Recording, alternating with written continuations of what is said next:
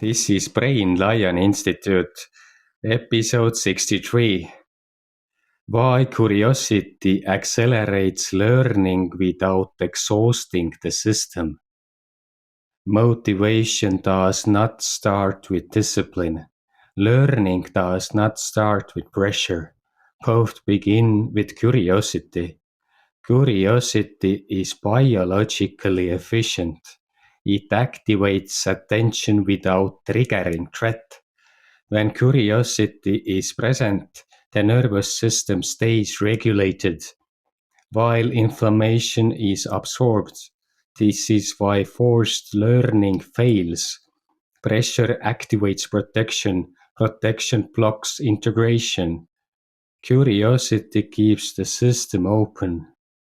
No urgency, no performance demand, no identity pressure, just interest. Curiosity allows exploration without cost.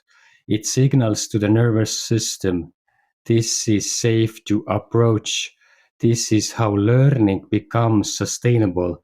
If you feel tired of trying to improve, nothing is broken. Your system may be asking for curiosity instead of effort. Small questions restore energy. Gentle interest restores focus. Learning accelerates when safety leads the process. Follow curiosity first.